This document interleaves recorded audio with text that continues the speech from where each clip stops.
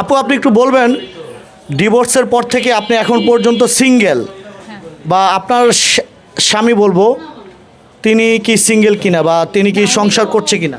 উনি তো বিয়ে করেছে জন্যই তো আমি পরে সংসারটা করে আসছি। উনি বিয়ে করছে অনেক দিন, আমি জানতাম না, বললাম না আমার মানে আমি জানার আগে আমার ফ্যামিলি জানছে যে এই করছে। তারপরে অনেক মানে একটা দ্বন্দ্ব ছিল, উনি চলে গেছে, যাওয়ার পরে অনেক চেষ্টা করেছি আনার রাখার, কিন্তু আমি পারি নাই।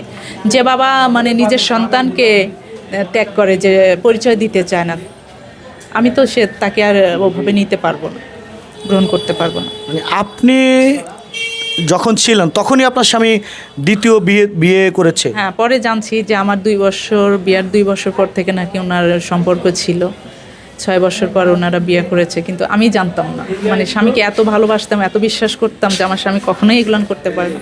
এই কারণেই পুরুষ মানুষকে আমি মানে বিশ্বাস করতে পারি না। আচ্ছা, একটু বলবেন যে কিসের অভাব ছিল আপনার কাছে, যে যে মানে যে কারণে লুকিয়ে আপনার কাছ থেকে লুকিয়ে? ভালোবাসার অভাব ছিল হয়তো বা। আপনি কি ভালোবাসা তাকে পরিপূর্ণভাবে ভালোবাসা দিয়ে রাখতে পারেননি? জানি না কেন এটা হয়েছে, আমি আদৌ তাকে প্রশ্ন করিনি। হয়তো বা ভালোবাসার অভাব ছিল, হয়তো বা তাকে আমি কোনো কিছু দিতে পারিনি, নইলে কেন গেছে আমি জানি না, আমি খুঁজি নাই। যেহেতু অনেক চেষ্টা করেছি, পারিনি। যেহেতু চেষ্টা করেছি, পারিনি। সোশ্যাল ভিডিওটা পাবলিশ হবে, আপনার স্বামীর উদ্দেশ্যে কিছু বলবেন? না, আমি কিছু বলতে চাই না। ওর ভালো মন্দ আমি কিচ্ছু বলতে চাই না।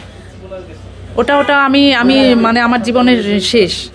আমি জানি যে আমার জীবন থেকে গেছে, ওটা আমি কখনো এই সামনেও আনতে চাই না, আর ওই বিষয় নিয়ে আমি কিছুই বলতে চাই না। সে যেহেতু বিয়ে করে সংসার করছে, 17 সাল থেকে আমি যুদ্ধ করতেছি, এভাবেই করব। ওই বিষয় বাদ। সে যেহেতু বিয়ে করে সংসার করছে, আপনি কেন সংসারী হলেন না? ভয় পাইছি তো। অনেকে ভয় করে, কিন্তু করি না। ভালো কিছু একটা পাবো বলে চেয়ে আছি, যে আল্লাহ কবে কি দেয়, এই আশায় আছি। অনেকে তো বলে গোলাপে কাঁটা আছে, গোলাপ ধরতে গেলে কাঁটার আঘাত সহ্য করতে হয়, বিষয়টা বুঝছেন? ওটা তো পাচ্ছি না, লাল গোলাপ পাচ্ছি না। না, লাল গোলাপ নাই, সাদা গোলাপ আছে, একটা বেছে নেন।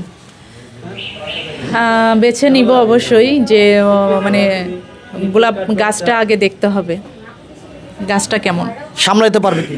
হ্যাঁ, গাছের পাতা কত আছে, গাছের শিকড়টা কেমন, আর ডালপালা কেমন আছে, এটা আগে দেখব। এখন কালো গোলাপ হোক, সাদা গোলাপ হোক, এটা নীল গোলাপেও কোনো কিছু না।